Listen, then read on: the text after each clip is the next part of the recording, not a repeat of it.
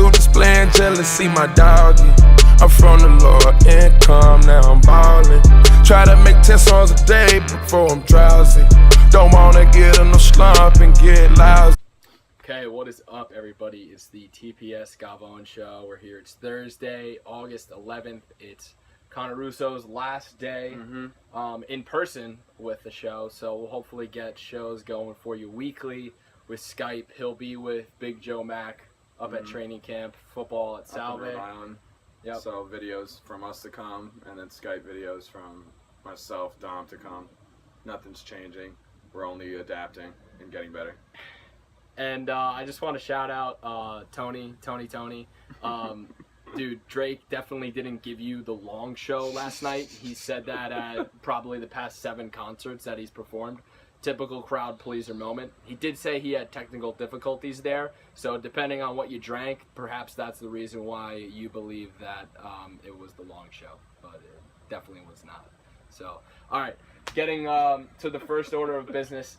Michael Phelps, 21 golds. He's the GOAT, greatest swimmer of all time, greatest Olympian of all time, really. And I think he's got 4 or 5 events left to medal in. He's got the suction cups on his arms. He just looks like he's built for greatness at this point. Yeah, no signs of him slowing down. He pretty much just came into the Olympics as soon as it started. Right out of the gate, he was firing off on all cylinders. He looks like an ox out there. He's like, dude, when he comes out of those turns, he's underwater longer than anyone else. He's deeper in the water. He's just bigger, faster, stronger. You can't explain it because it's, what is this, his 5th Olympics, I think? Which is something ridiculous. I think he was there in 2000, so 2000, 2004, 2008, 2012, and now 2016. Yeah. So. And he looks, stronger than ever right now. Yeah, which is pretty crazy. It is pretty crazy for a 31-year-old being in the pool like that. That's not an easy thing to do, by any standard. So very impressive. Also, Katie Ledecky has been awesome. The two of them have really headlined the U.S. swimming.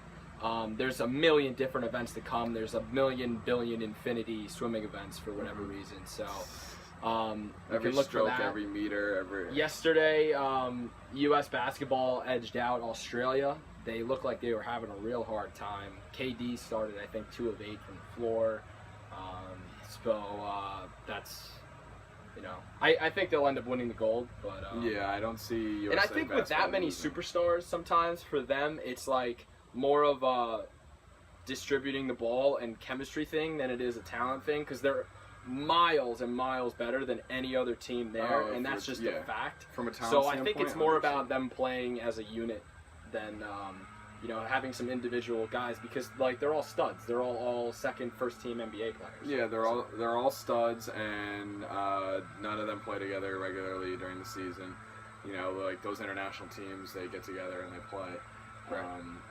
Whether, I guess, I'm sure it's not year-round. I'm sure they're all playing in their different leagues, but at least they're practicing together. And so for the NBA players, especially when you have such big superstars that just headline their teams and are used to taking, 25 shots a game, it definitely comes with some, showing up to the Olympics is definitely something they have to adapt to. Oh, yeah, without a doubt. Sharing the ball and offensively. Yep, without a doubt. And then, I guess there was some, yeah, it's very hot out here. We're grinding.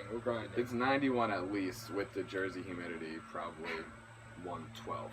So, I guess there was some sort of press conference where it came out that Melo said that he'd be happy with 3 gold medals and no NBA championship. I don't really know what to think of it. I'm a Nets fan. I really haven't watched basketball that much recently, aside from, the playoffs and finals and whatnot, but I'm not really tied to the Knicks that much. But if you're a Knicks fan, how can you be okay with that statement? That's kind of a weak statement. Yeah, he's pretty much saying it's not happening, almost. Right. You know what I mean? Because, why even bring that up? I mean, listen, I agree with him. I think if I was an NBA player, but had the opportunity to play in 3 Olympics and get gold 3 times, and and I didn't get an NBA championship, I think I would be pretty satisfied with my career.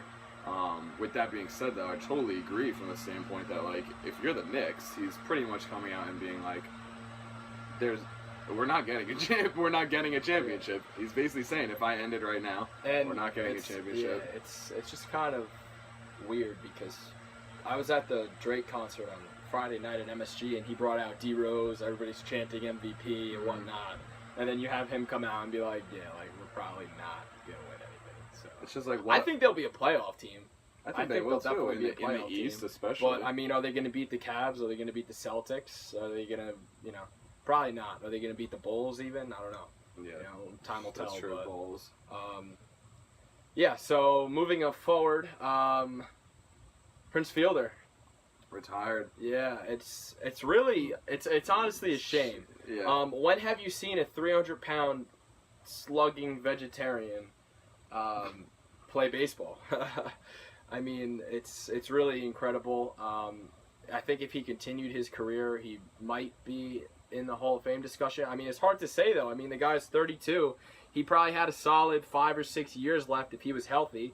But it's his second spinal fusion in the past 2 years. And he's no good to go. The doctor said he physically cannot play baseball anymore. And, for him personally, and he was up on the press conference with his kids. Dude's got a full-blown neck brace on, and you just have to feel for the guy. I mean, you work so hard to reach a status and play professional baseball, and then to have that all taken away with you when you're just a little more than probably halfway done with your career, it's got to be devastating. So I definitely feel for Prince. Yeah, and a player of his caliber, too, it almost seems like, it's a shame that you have to lose that type of talent in the league because... think about how many, like you were saying, how many great seasons that he did have and contributed to Major League Baseball. Where you're, growing up as a kid, Prince Fielder was only a top 10 first baseman almost every season for us. He was a top 10 player for probably 8 or 9 years. Yeah, definitely. Baseball. And so premier power hitter. Yeah, just a crazy, ridiculous power behind him, and it like you said, it's really there's no other way to describe it, but kind of just being like. It was a shame. It's like it's sad to look at a dude like Prince Fielder sitting in a full-on neck brace retiring because his body can't handle it anymore. Right. It's almost like you expect injuries, like you expect career-ending injuries more so in like sports like football or basketball, more physical. Yeah. And in this day and age too, it's like you have to almost ask the really question. It's a freak thing, man. Like, yeah, but can a doctor not fix it? Really? Like that's true too. It must be really, really messed up. I mean, and I'm no doctor. I'm no surgeon, but anytime a spinal fusion, and if he's re-injured it twice, I mean, I guess it gets to a point where you're just shocked. Really where it's like, you can't keep putting all this wear and tear on your neck and your spine. Yeah. Which is understandable. I mean, that's probably the last place you want to injure as any type of athlete. So he finished with 319 home runs, ironically enough, the same amount as his father, Cecil, did. And do you think if he played out his career, being healthy, he was at 319, at 32. You think he's reaching 500? Definitely, because think about how many years he's probably spent a good 3 seasons now with at least where he's just been nagged by. Well, last year he hit I think 305-ish with 23 homers and 98 ribs in 2015. There you go. So but then in 2014, that's the first time he aggravated the spinal fusion, whatever, in his neck. So. Right. So I don't know. I'm just thinking that over his career, he's definitely been injured more than just the spine stuff right now. And so if he stayed healthy, and like you said, he wasn't on some type of come down. He's not on the last leg like A-Rod Beltran. No, he's a 32-year-old dude. He's healthy. He's a first baseman. David Ortiz is almost 40. I mean, people look at him with the big frame, but it's like, hey, if he's a vegetarian, he's got to be doing something right to his body. It's maybe just he's just a thick dude. I mean, you look at David Ortiz, and I think they're very similar in the fact that they both would play in the AL. Prince would be a DH. Yeah. You can easily add probably another 8 years onto his career if he stays healthy. He could play till he's 40 years old, realistically. Just with the fact that there's the DH in the American League definitely extends a lot of careers for older players. And I think Prince is, the David Ortiz comparison is perfect. Like, he would have been a type of player that, you know, if the injuries started to mount up, they would just sit him as DH the whole time. They would just sit him as DH the whole time. And so it makes sense to me that, you know, he's at, you said 319, he finished his career. And, you know, I'd like to think if he didn't have the first spine whatever, you know, the whole deal with his spine, that he could have at least been closer to maybe like a 350 range, something like that. And then if you were to tell me, you know, he gets 150 home runs between now and the end of his career, which is probably that's very 7, 8, doable. 9 when years he was down a the road, 23-year-old definitely. in 2007, he was, I think, one of the 4 youngest players to reach a 50 homer mark. I think with Killebrew, Mantle, and Ruth to be the youngest to reach 50 jacks. So I think there's no doubt in my mind. The dude was the real deal player, and it's a shame to see him go out like the way he is. So with a neck brace in a press conference. Yep. It's never the way you want to see a big diesel go out. I hate to see that. So moving forward, we're gonna just do the Mets really quick because I'm assuming we're gonna spend a little bit more time on A-Rod. Definitely. Listen, the Mets. It's been a tragic, tragic season, injury-plagued season, absolute nightmare coming off of a phenomenal year last year where you saw DeGrom, Syndergaard, Harvey, and Matz carry you to the World Series and really have guys in the lineup that were producing. And now you see Duda's hurt, you see d'Arnaud's hurt. You just don't have the guys anymore to formulate that spark. And I know they went out and got Jay Bruce at the deadline, but that's just not going to cut it. I mean, and I know that the fan base, you know, is expecting to make the playoffs again, but I think now Mets fans, you need to look yourselves in the mirror here and be like, listen, this might even be out of reach this year. Yeah. We might not be making the playoffs. Realistically, and it's tough to say, but they just can't make the playoffs with the team that they're putting out every night. You know, like, they just got swept by the Arizona Diamondbacks. They just lost 9-0 with Noah Syndergaard on the mound. His team is not the same as it was last year, and it's nothing to do with, you know, moves they made or this and that. It really just comes down to the fact that they have pitchers throwing through injuries right now with Syndergaard and Matz and their bone spurs.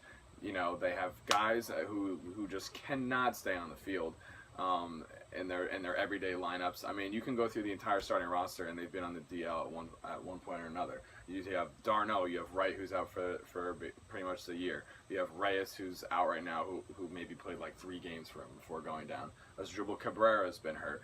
Duda's been out all year. Cespedes has been hurt. Conforto's been hurt, and he's been down back to AAA. You know, you have Lagares has been hurt. So bringing in Jay Bruce was a good move, I think, because it'll benefit them for next year, as long as they can hold on to his contract and Cespedes' contract.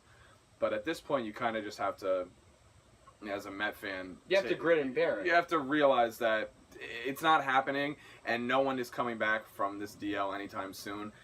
So even if they were to miraculously make the playoffs, it's not a team that's... Well, that's the thing with the Mets. I feel like if the Mets get in, then once they're in, that's it. The danger is there. You know, you don't want to play the Mets in that wild card game. I guess you really don't, considering their pitching staff. If they can get in, but that's the point, is that it's not looking anywhere close to good. Yeah, no. Which sucks. But the only upside at this point, if you're a Mets fan, is looking at the team next year and hoping that they all come back healthy, because they still have a pretty great, you know, when they're all healthy, it's an awesome roster put together, and you got to take in consideration that Zach Wheeler is coming off his injury. Hopefully, I feel like we've been floating his name around for like 3 or 4 years. Forever, but he's been now pitching simulated games and whatnot, and they're hoping to give him a couple starts before the season ends. So hopefully he comes back strong. You dish a guy like Harvey and get ideally an awesome bat or two for him. I don't know if they're going to be able to do that, though. He's a free agent at the end of the year. Is he? And the deadline's passed, so I don't know what kind of waiver Alderson can maneuver, but that's not looking like a good situation for you. It looks like you might outright lose Harvey. Which wouldn't be great, but I guess would open up some decent cap. I don't think he's not under some crazy contract yet with them though. I don't Definitely believe. not. No. So, moving forward. We'll see. Yeah, moving forward off the Mets. That's pretty much all I need to know. Yeah. So we'll revisit that, I'm sure, in the next coming weeks to see how they play out. So, tomorrow night, Alex Rodriguez is scheduled to play his final game in pinstripes after what has been a very, very drama-filled week. You have Joe Girardi coming out and saying, my job description doesn't entail A-Rod's farewell tour, to questions being thrown around about his role. And then back on Sunday, you had the mysterious press conference where it was all revealed that he would be playing his last game tomorrow night against the Tampa Bay Rays. He would get the start, and then that's it. And then there was the whole dilemma about him not starting this whole week, if there's a respect thing. Listen, this is my take on the whole thing. Alex Rodriguez is probably the best shortstop to ever play baseball and one of the better hitters I've ever seen in my life, if not the best. And he's probably the best player of our generation. And what it comes down to is that he lied and he cheated twice. To the extent at which the steroids helped him, we will never know. But one thing is true. You need some skill to hit almost 700 home runs. But one thing is true. He went back on baseball. He sued the players' union. He sued the team doctors. And he totally turned his back and just caused a complete uproar. The lies, the phoniness, the cheating, whatever. Comes back in 2015, has a phenomenal year. Obviously not on any sort of PEDs. Makes you believe that he wouldn't need it. But now, at this point for me, the Yankees are done with him. There's no point in him being on the team anymore. They have made their stance bold and clear at the trade deadline that they are sellers. They've built for the future now. They have a strong core to build around the next couple years to contend. Alex Rodriguez is not involved in the picture at all except as an advisor, which is basically an excuse to pay his inflated, obnoxious, crazy $27 million left on his contract. And I'm no expert on MLB baseball advisors, but if I had to make an educated guess, he's probably the highest paid advisor of all time by tenfold. So, you got to do what you got to do, and he obviously is not suited to be on the field anymore. He's completely useless. So you bring up Judge, you bring up some guys, you give him a chance. Gary Sanchez last night, the Yanks got a nice win. Sanchez went 4 for 5, hit one to the moon, dead center, to the right of the monster, smacked off the face. Some hot blonde caught it, took a picture with him afterwards. He's a stud. The kid's a stud. He's 23. The Yanks have a lot to look forward to, and I just would like to see them get past this. And tomorrow, let me ask you this. Hypothetically, the game gets rained out. There's weather in the forecast. The game gets rained out. Do they let A-Rod play Saturday? Yeah. You think so? Yeah. I don't think so. You don't think so? No. I think it would be I think Friday's the day, and then that's it. Because the way I look at it is that he hasn't played at all this week. Yeah. And really, if the game gets rained out, or if he gets one at bat and then the game gets rained out, it's a moot point. It doesn't matter.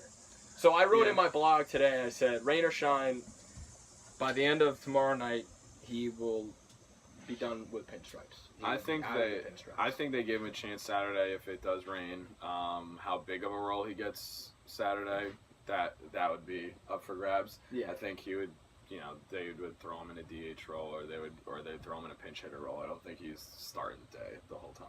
No, and I actually just read this before we recorded this show. When asked if he would play third base, Girardi said no. So he's not going to play third.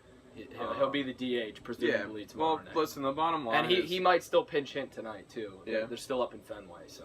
The bottom line is that he's had an awesome, phenomenal career. He's done so much for this Yankees team and for the game of baseball, for better, for worse. So, and so it's tough to see, just like it is tough to see Prince Fielder go, it's tough to see A-Rod go. But if you're a Yankee fan, he's got to go. He's got to go because you guys have such an unbelievable farm system right now that Cashman just wheeled and dealed for the last couple weeks, and in order to be the Yankees, and in order, this break that they're on this year where they're selling is not, and everyone's up in arms about it. Okay, first of all, it's ridiculous that people be up in arms about it because their farm system is unbelievable and their team for years to come will now, has immense expectations as fans, I think, and as players too on that team and involved in the organization. So, to be a part of that, to me, is like, you need to get these guys up, you need to get them going, and that's the future. Yeah, A-Rod is in the future.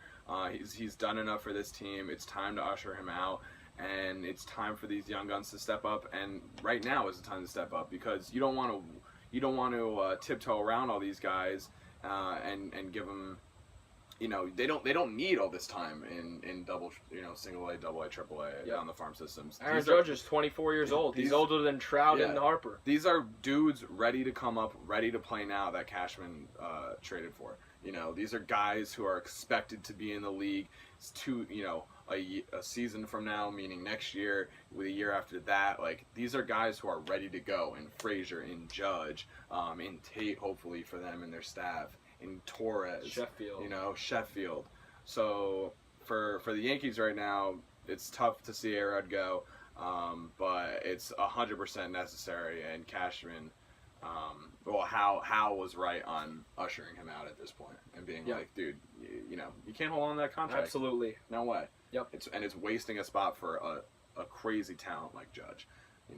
You got a 6'7", 275-pound outfielder. He's got to be in there. He's got to be in there over. He's got to be at least getting reps at the second half of this season. Yeah. So he's ready to be a force to be reckoned with come the start of the 2017 season. 100%. Because a guy like that is one of those players that they're expecting to impact largely next year, next season, and so he needs to be in now in order to do that. He can't just show up and expect to have an unbelievable season next year. So good stuff. That just about wraps it up. It'll be interesting to see how everything plays out. We'll do our best to be updated on the blog, maybe even have to do an emergency show to figure out what's going on with the A-Rod situation and the result and how it all plays out. So we will see you sometime in the near future, and thank you for watching. Peace out. We'll see you from Rhode Island.